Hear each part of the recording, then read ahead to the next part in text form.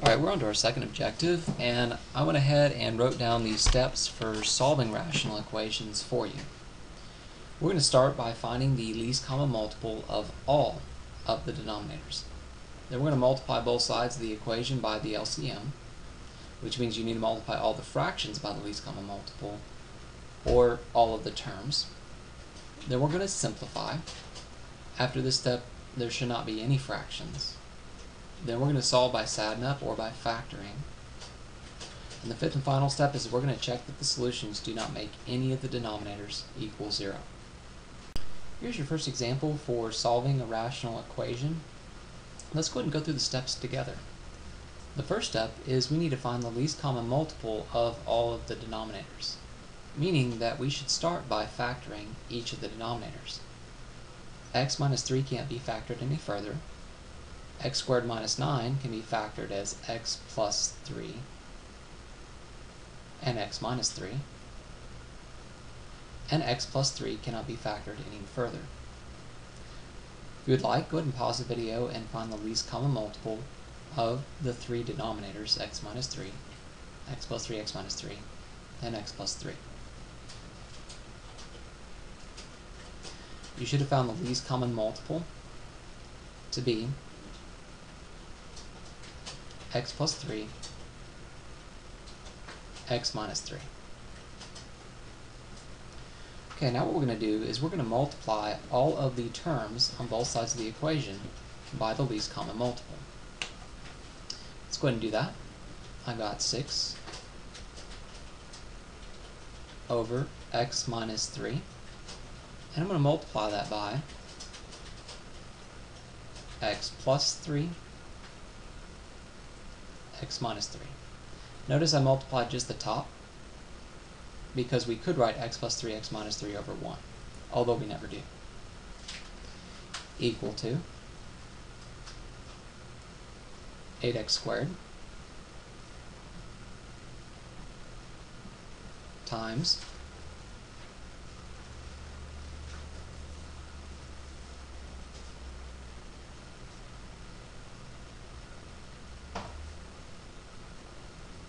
and notice I write the denominator of 8x squared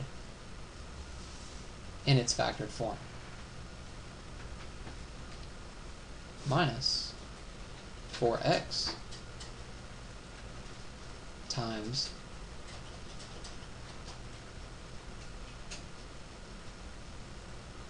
x plus 3, x minus 3. I apologize about it not fitting on the side of the screen.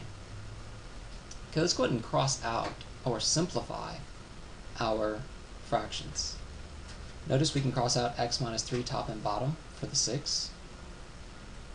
So we're on to the simplify step. 8x squared, we can cross out the x plus 3 and the x minus 3. For the 4x, we can cross out the x plus 3.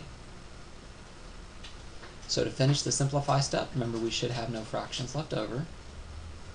We're going to rewrite our equation. 6 x plus 3 equals 8x squared minus 4x x minus 3. We're going to simplify this expression, giving us 6x plus 18 equals 8x squared. We're going to distribute the minus 4x. Minus 4x squared minus 4x times negative 3 gives us plus 12x. Now we're done with simplifying, and notice there are no fractions left over. I'm going to go ahead and erase part of the top of the screen and rewrite the equation as it is so that we can go on the step for solving. Again, we're trying to solve this equation, and if we notice, we have x squared terms, which means we're most likely going to have to factor to solve. And if you'll remember, to factor to solve, we need to make sure that all of the terms are on one side of the equation. So I need to subtract the 6x from both sides and subtract the 18 from both sides. So I get minus 6x and minus 18.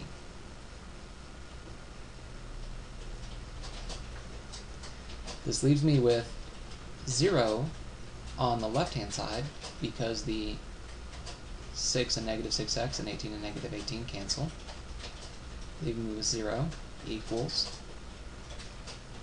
8x squared minus 4x squared gives me 4x squared, plus 12x minus 6x gives me plus 6x, and my last term is minus 18.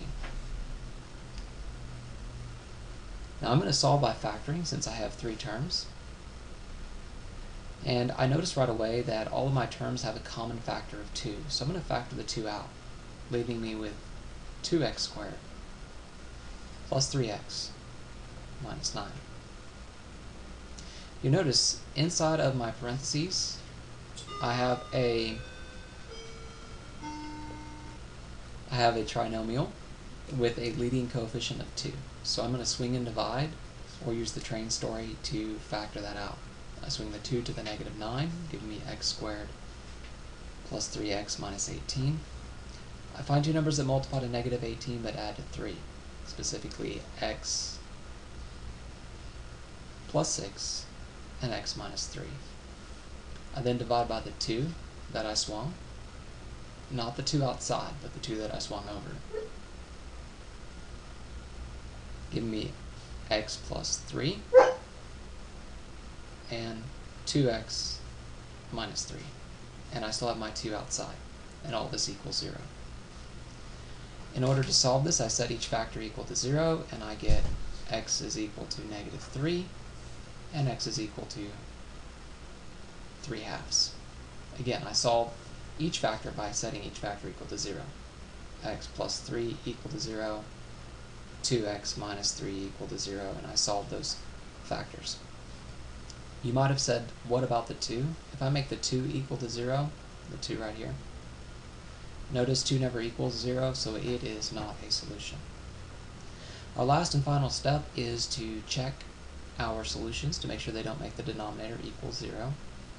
So to do that, I'm going to go ahead and scroll back up to the original problem, and we're going to check our 2 solutions, negative 3 and 3 halves. Let's start with negative 3. If you can substitute negative 3 into any of the denominators and they are 0, that means that negative 3 is not a solution. So let's check the first one. Again, we're checking the denominators. Negative 3 minus 3. That does not equal 0, so we're okay with that fraction. Let's check the second fraction. Negative 3 plus 3 equals 0. So that means we cannot use negative 3 as a solution.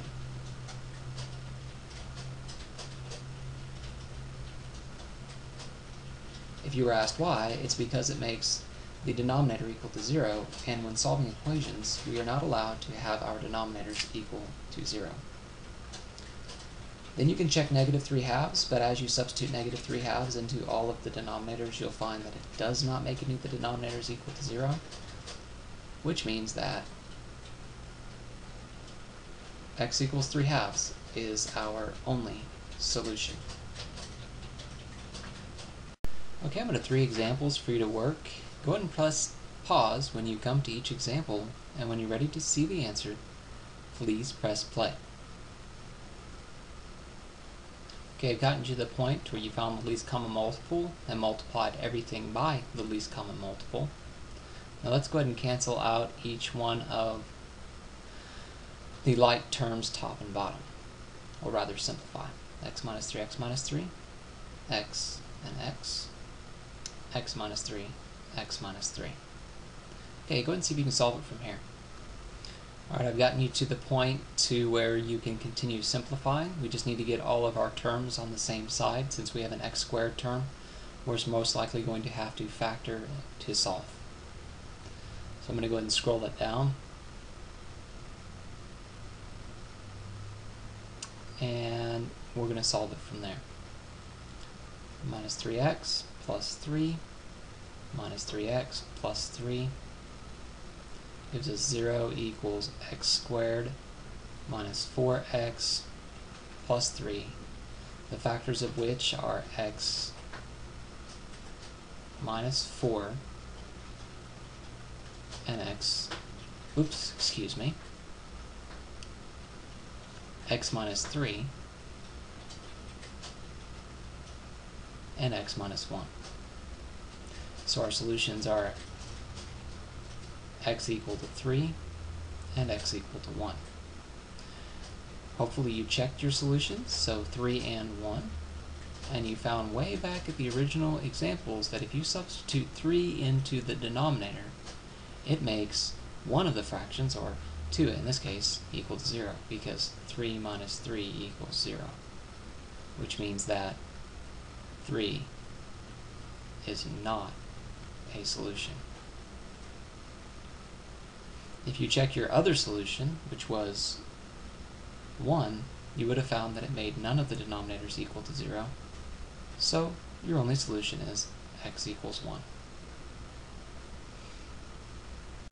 Okay, if you got the previous two examples, you may not want to work completely through this one. The reason I'm giving this example is to show you one thing in particular. And that is, as we look at the denominators, we notice there is one term, specifically the 1, that does not have a denominator. So we can make it have a denominator of 1. My point again to showing you this is that anytime you don't have a denominator, your denominator is 1. If you'd like, go ahead and work this problem out. And the next example has something I'd like to show you in specific with it as well. Okay, I went ahead and reduced, and I'm on the simplifying step. And as we look at it, x plus 3, x minus 3. If you remember, when we factored x squared minus 9, hopefully you got x plus 3, x minus 3. Which means when we multiply x plus 3, x minus 3 back out, I can save myself some time just by going back to its unfactored form.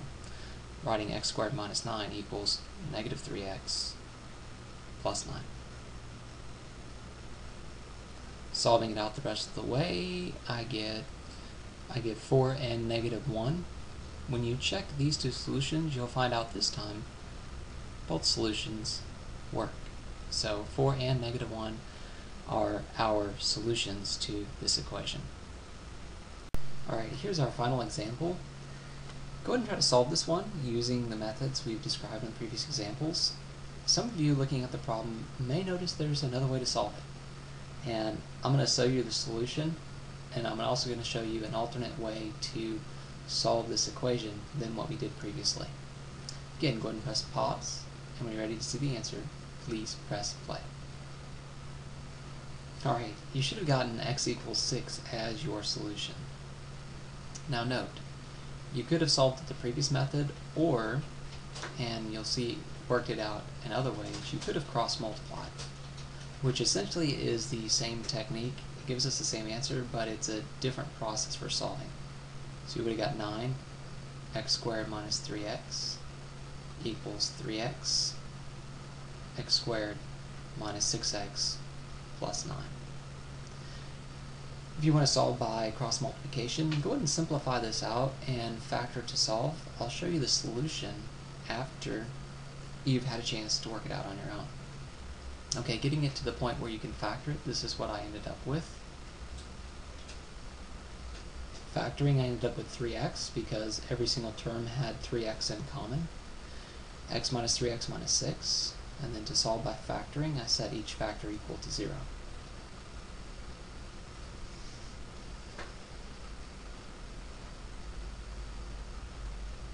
And then I solve each factor.